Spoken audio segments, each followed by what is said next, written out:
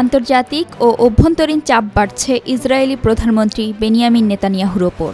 ৩১ August Gaza থেকে ৬ জিম্মির মরদেহ উদ্ধারের পর যুদ্ধবিরতি চুক্তির জন্য তৈরি হয়েছে এই চাপ। নেতানিয়াহুর সমালোচনা করেছেন মার্কিন প্রেসিডেন্ট জো বাইডেন। ২ সেপ্টেম্বর যুক্তরাজ্যের পক্ষ থেকে বলা হয়েছে তারা ইসরায়েলে বেশ কয়েক ধরনের অস্ত্র রপ্তানি বাতিল করছে। আন্তর্জাতিক আইন লঙ্ঘনের মারাত্মক ঝুঁকি থাকায় এই সিদ্ধান্ত নিয়েছে দেশটি।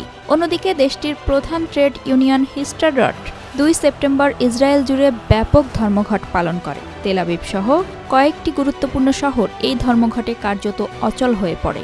আগের দিন ১ সেপ্টেম্বর নেতানিয়াহুর সরকারের বিরুদ্ধে ৫ লাখের বেশি মানুষ রাস্তায় বিক্ষোভ করেন। তারা অবিলম্বে জিম্মিদের মুক্তির জন্য চুক্তির দাবি জানান। ফলে উভয় সংকটে পড়েছেন দেশটির প্রধানমন্ত্রী।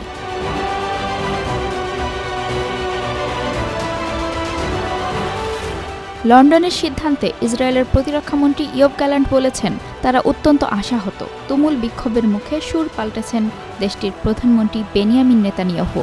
২ সেপ্টেম্বর নেতানিয়াহু হুমকি দিয়ে বলেছিলেন জিম্মি হত্যার ঘটনায় হামাসকে মূল্য চোকাতে হবে। তিনি গাজা যুদ্ধবিরতির আলোচনায় কোনো ছাড় দেওয়ার বিষয় প্রত্যাখ্যান করে বলেন গাজা মিশর সীমান্তে গুরুত্বপূর্ণ ফিলাডেলফি করিডোরের নিয়ন্ত্রণ রাখবে ইসরায়েল। যুদ্ধবিরতির আলোচনায় এটি গুরুত্বপূর্ণ বিষয় হিসেবে উঠে এসেছে।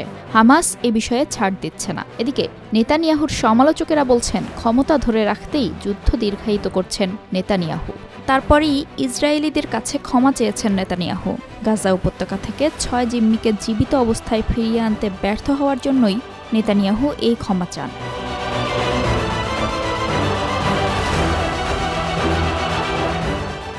দক্ষিণ গাজার রাফা এলাকায় একটি সুড়ঙ্গ থেকে ৩১ আগস্ট ৬ জিম্মির মরদেহ উদ্ধার করেন ইসরায়েলি সেনারা। তাদের মধ্যে একজন ছিলেন যুক্তরাষ্ট্রের দ্বৈত নাগরিক। ৬ জিম্মির মরদেহ উদ্ধারের পর ইসরায়েল জুড়ে ব্যাপক বিক্ষোভ ছড়িয়ে পড়ে। অন্যদিকে গাজা ভিত্তিক ফিলিস্তিনি স্বাধীনতাকামী সংগঠন হামাস হুঁশিয়ারি করে বলেছে যুদ্ধবিরতি না হলে আরও জিম্মি লাশ হয়ে কফিনে করে পরিবারের কাছে ফিরবে। গত বছরের ৭ অক্টোবর ইসরায়েলে হামলা চালিয়ে ২৫১ জনকে জিম্মি করে গাজায় নিয়ে যায় হামাস।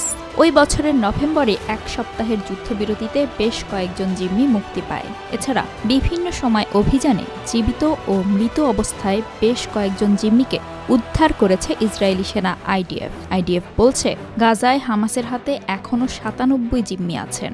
মোট নিহত হয়েছেন ৩৩ জিম্মি। তাদের স্বজনদের দাবি ইসরায়েল সরকারের পক্ষ থেকে এখনও যারা জিম্মি তাদের মুক্ত করতে কোনো কার্যকর পদক্ষেপ নেওয়া হয়নি।